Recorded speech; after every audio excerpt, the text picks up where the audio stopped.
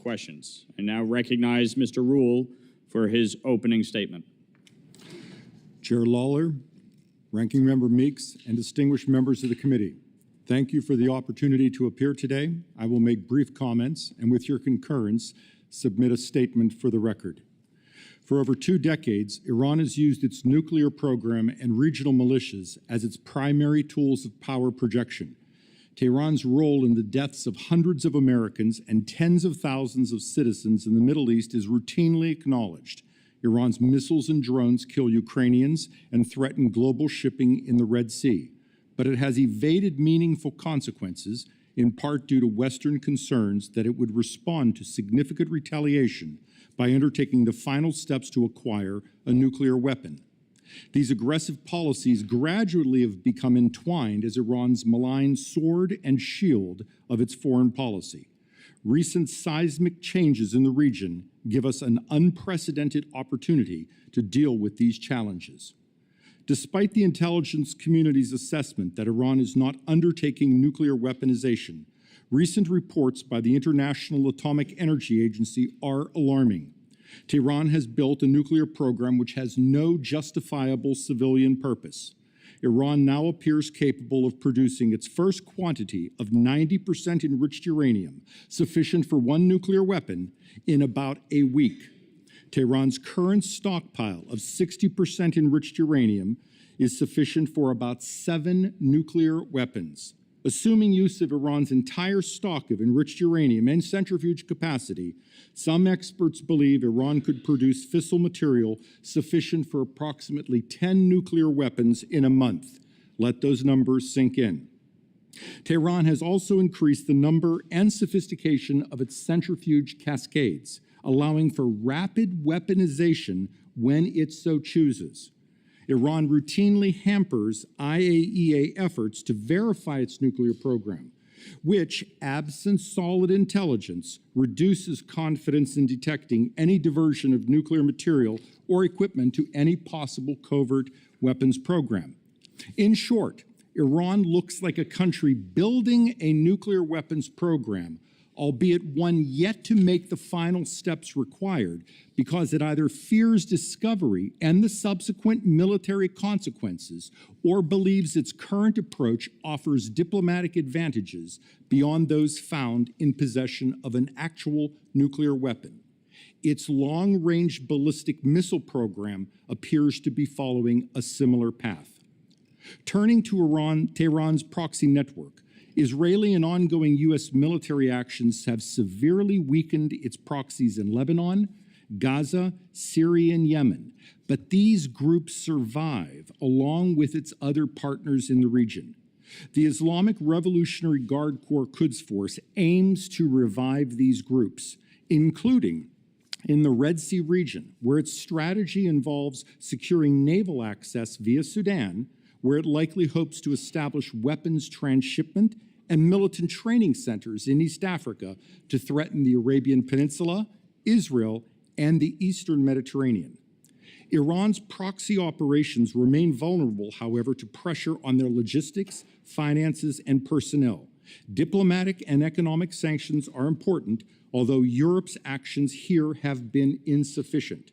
The U.S. needs to make it clear to Iran that if the Quds Force operates as a terrorist organization, its personnel and logistics will be targeted accordingly, including by our military assets. Yemen presents an opportunity to demonstrate this decision. Tehran recognizes its unprecedented vulnerability to external military threats, particularly after Israel's October 2024 strikes demonstrated the ineffectiveness of their air defenses.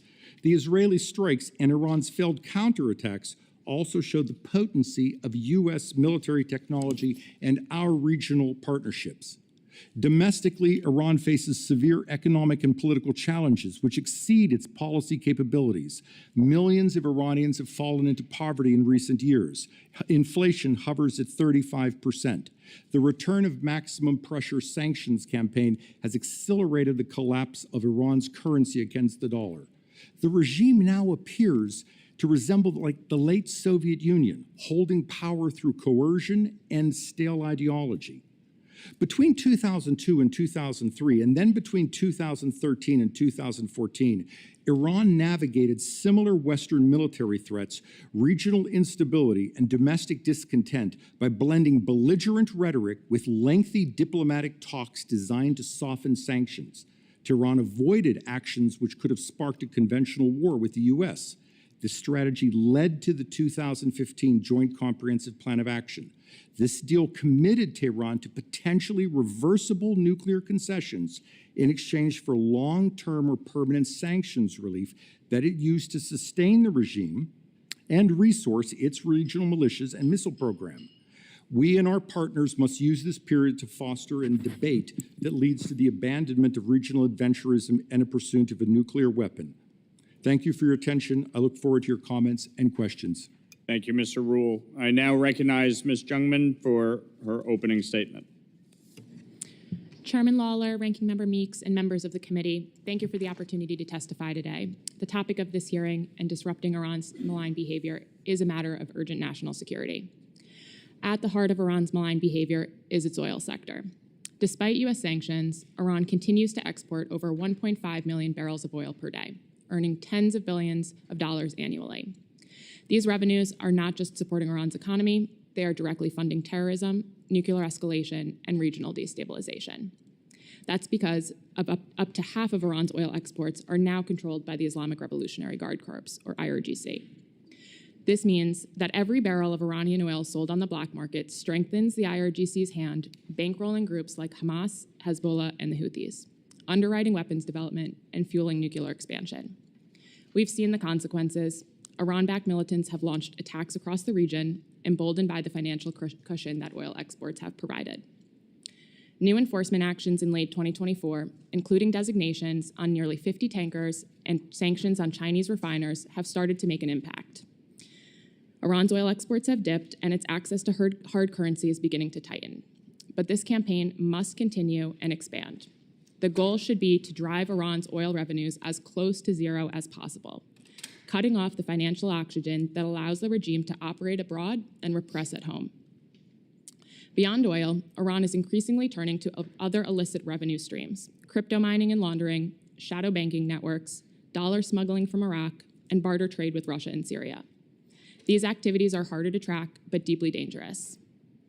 In total, we estimate Iran has generated over $100 billion in oil revenue since 2021, and additional billions through crypto and smuggling networks.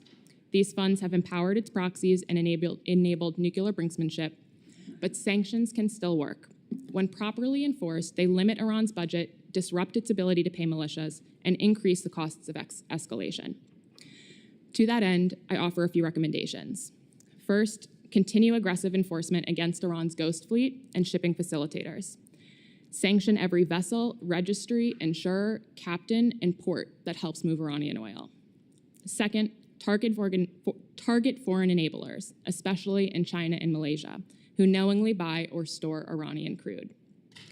Third, expand maritime interdictions and use AI tools to identify suspicious tanker behavior in real time. Each vessel seized directly cuts into Iran's revenue and deters further evasion. Fourth, establish a multilateral task force modeled on the Russian sanctions coordination effort to enable real-time intelligence sharing on Iranian oil smuggling, front companies, and crypto laundering. Unified action will help close off evasion pathways faster and more effectively. Fifth, strengthen crypto enforcement by tracing wallets linked to Iran and sanctioning mining operations. And finally, Congress should ensure that secondary sanctions remain a powerful deterrent, holding accountable any foreign entity that transacts with the IRGC or its proxies. In closing, the United States must send a clear message. Iran cannot continue to fund terrorism, threaten its neighbors, and defy nuclear commitments without consequences. We must remain united, vigilant, and unyielding in our pursuit of financial pressure, because cutting off the money is our best tool to constrain Iran's most dangerous activities.